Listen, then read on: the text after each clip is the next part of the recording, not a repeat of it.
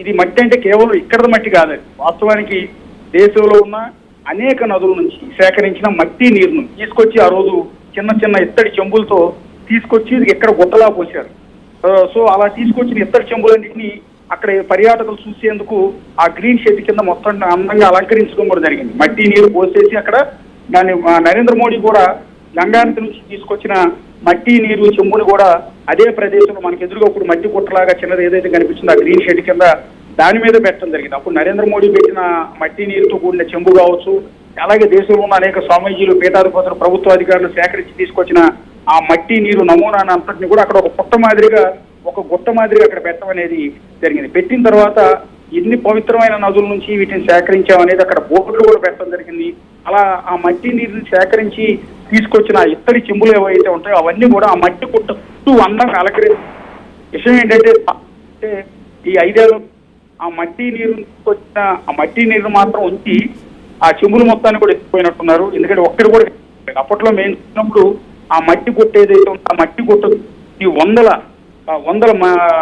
ఇత్తడి చెంబులు లాంటి అక్కడ మనకు కనపడేవి. ఎందుకంటే వీటి ద్వారానే అక్కడ సేకరించి తీసుకొచ్చి పెట్టామని. సో వాటన్నిటిని ఎత్తుకుపోయి మిగిలినంతా కూడా విధ్వంసం చేశారు. చివరికి మట్టి మాత్రం అక్కడ మిగిలింది.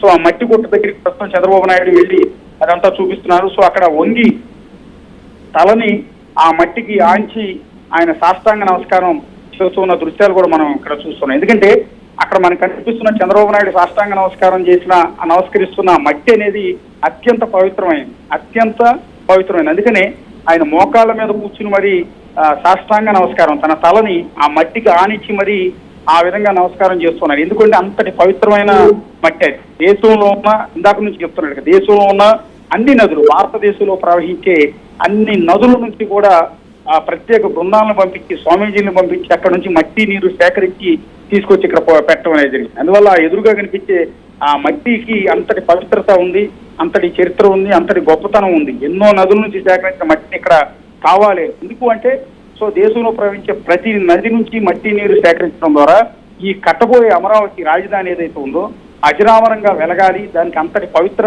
నగరంగా వెలగాలన్న ఉద్దేశంతో చంద్రబాబు నాయుడు అన్ని నదుల నుంచి కూడా ఆ విధంగా మట్టి నీరుని తీసుకొచ్చి అక్కడ పెట్టడం అనేది జరిగింది. అందువల్లే తాను ఎంతో భక్తితో, ఎంతో గౌరవంతో ఒక చరిత్రలో నిలిచిపోయే రాజధాని నిర్మాణం కోసం ఆనాడు అన్ని నదుల నుంచి మట్టి నీరు సేకరించి ఎక్కడైతే శంకుస్థాపనలో వినియోగించానో అదే చోటకు వచ్చి ప్రజలకు చూపించే ప్రయత్నం చేశారు. అదంతా దాని రూపురేఖలన్నీ కూడా పూర్తిగా నాశనం అయిపోయాయి. నిన్న మొన్నటిదాకా చెప్పారు కదా, ఇప్పుడు ఎక్కడైతే ఆ మట్టి నీరు అంతటి పవిత్రత ఉందో అక్కడ కొంతమంది తులాయి వెదవచ్చి అక్కడ బీర్ బాటిల్ తాగి విధ్వంసం చేసేవారు. పగలగొట్టేసి బీర్ బాటిల్ ఆ మట్టి నమూనాలు ఎక్కడైతే ఉన్నాయో దాని చుట్టూ బుట్టలుగా పోచారు. సో వీటన్నిటిని కూడా ఒక వారం రోజుల నుంచి అధికారులంతా అక్కడికి వెళ్ళి మొత్తం ఆ బీర్ బాటిల్ అన్ని ఏరసంగా వస్తుంది.